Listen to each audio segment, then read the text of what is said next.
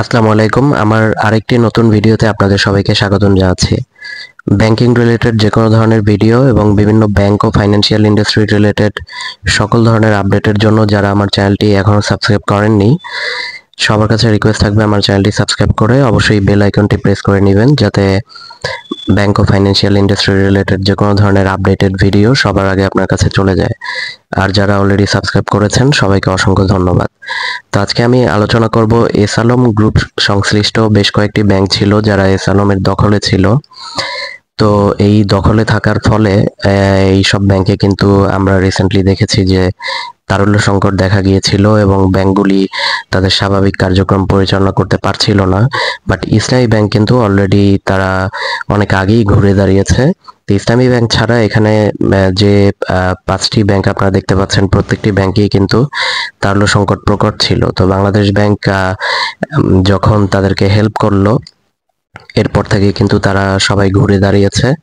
এবং আজকে এইসব ব্যাংকের কাস্টমারদের জন্য আরেকটি সুখবর হচ্ছে যে এইসব ব্যাংকের যে এলসি খোলার যে বিধিনিষেধ ছিল সেটি কিন্তু বাংলাদেশ ব্যাংক শিথিল করে দিয়েছে।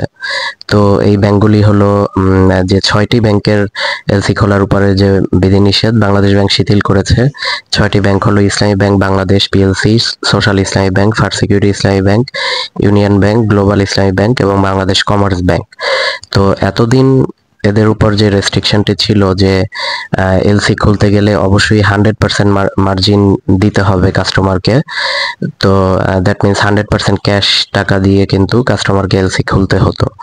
তো এখন সেই বিধিনিষেধটি বাংলাদেশ ব্যাংক শিথিল করেছে।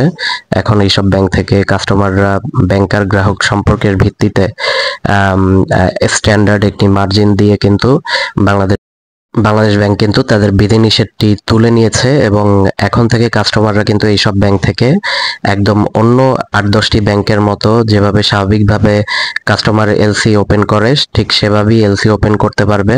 সেজন্য ব্যাংকার গ্রাহক সম্পর্কের ভিত্তিতে যে মার্জিনটি নির্ধারিত হবে সেভাবেই এলসি ওপেন করবে এই ব্যাংকগুলি। তো এই এলসি ওপেনের ফলে কিন্তু এইসব ব্যাংকের যে স্বাভাবিক গতি প্রকৃতি এবং স্বাভাবিক হওয়ার যে প্রক্রিয়া সেটিতে ব্যাংকগুলি আরো এগিয়ে থাকবে এবং অনেক ভালোভাবে তারা কিন্তু ঘুরে দাঁড়াতে পারবে। তো এই ছিল আজকের আপডেট। আসসালামু আলাইকুম।